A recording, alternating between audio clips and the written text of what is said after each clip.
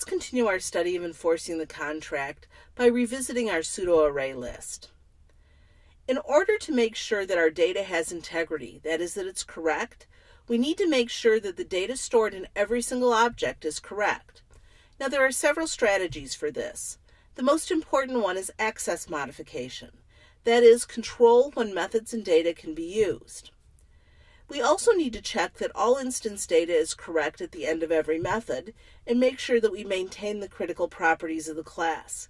Now, this is a big programming and testing effort we're talking about, but it's a very important effort if you want your programs to really be correct. First, let's talk about access modifiers. Each data element and method can have an access modifier. Private means it's used only inside the class, and generally data are private. Public means it can be used both inside and outside of the class, and most methods are public. Constructors are also almost always public. In order to use access modifiers in UML, you need to know the symbols. Plus means public and minus means private. Now recall, underline means class data or methods. So here's what our updated UML will look like. Notice that a minus has been put in front of data, size, and default capacity, and a plus has been put in front of the two constructors. Here's what the class looks like now. The word private has been put before the three data elements, data, size, and default capacity, and public is before the two constructors. This has made a huge difference in our code. As our class is right now, we would be allowed to use the two constructors outside of the class. So other classes would be able to build objects for our class, but they wouldn't be able to modify the data. This makes a huge difference in our ability to be able to protect the integrity of the data, because now the only person that can mess up the data is us.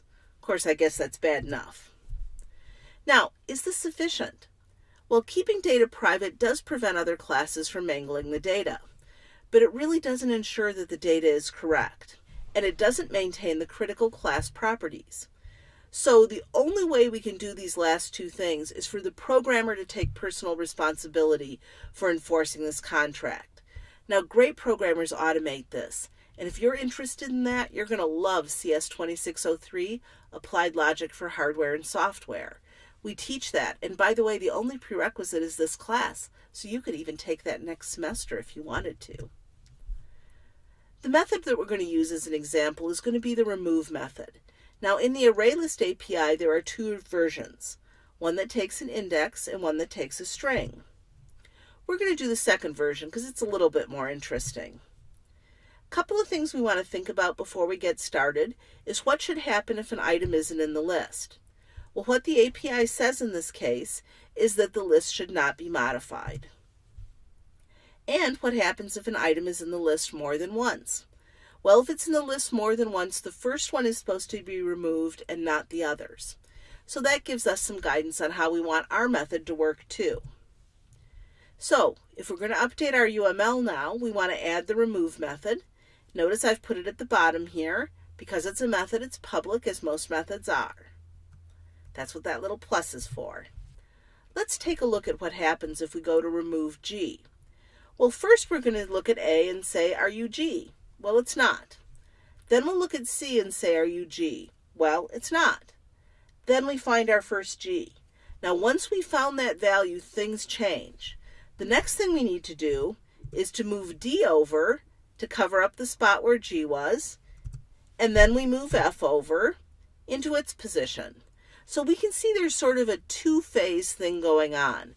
There's a phase for the method before we find G, and then a phase after when we start doing the moves. So here's our first implementation. Notice the signature is there, public because of the plus in front in UML, void string target. So we need to keep track of a Boolean that tells us whether we've hit that transition point, whether we found our value or not. We step through the array one place at a time. The reason we stop at index at size -1 instead of size is because when we're moving things over, we only want to move over one position, so we want to make sure that we don't go off the end of the array. So if we've previously found the value, data index is data index +1. It's that index plus 1 that means we need to stop at less than size minus 1 instead of less than size. But if we haven't found things yet, then what we should do is check to see if data index equals target. If it does, then found should be set to true. So this is how our first implementation looks. And it's not bad, but it's not at all correct, and we're going to step through the process of finding the problems. Let's see what really happens if we trace this code, though. The D gets moved over successfully and the F gets moved over, but we didn't do anything with the F that was there originally. That extra F could cause problems later, particularly because of another mistake that we've made that we'll see in a few minutes. So here's our second implementation. It needs to erase that F. Everything is the same in the for loop, but after we get out of the for loop, what we do, if we found the value in the array, is we set data of size minus 1 to null. That removes that last F. So there's a big step forward. Well, let's think about what happens if we remove the last element. That's a very important boundary case that we need to be worried about. Well, what happens in this case is we're only replacing the last index with null if the value was already found. Well, this value hasn't been found yet, so this case isn't working right now either. We never checked that last value. So here's our third implementation. Notice that I've added some code down here to look and see if data of size minus 1 equals target. Well, if the last element of the array is the target, the only thing we need to do is to set data of size minus 1 to null. So we've now fixed a couple of big problems. But we have a couple of other remaining. We've been paying a lot of attention to data, which is only one of the fields in this object.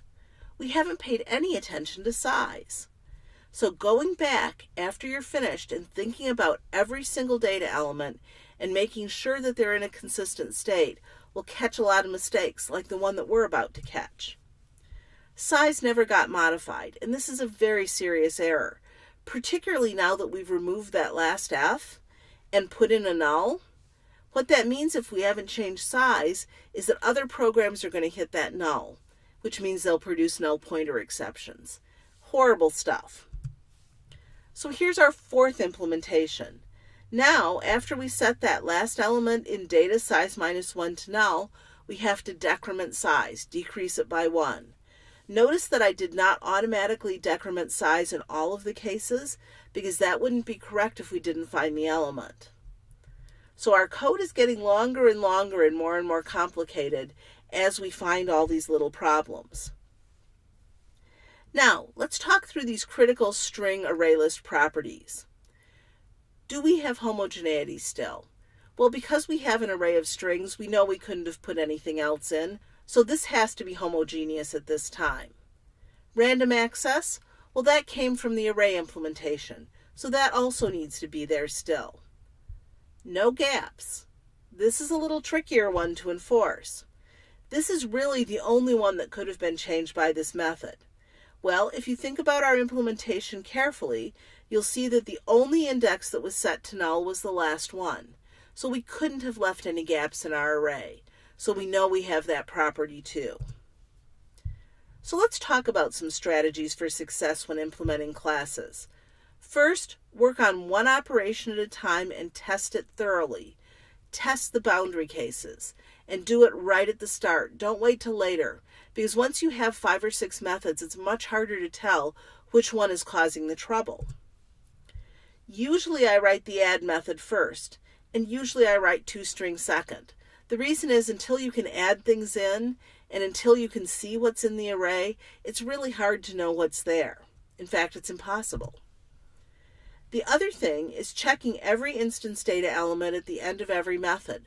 So you write a method, go back and look at your instance data, and make sure that every single one of those things is correct. This will catch so many errors, and do it right at the start when you don't have to spend hours debugging it. And lastly, examine the critical properties of the class every time. If those critical properties are maintained, that means your code is correct. Also, don't forget that constructors can contain errors. Constructors become sort of invisible when you're programming. You sometimes don't think about them much.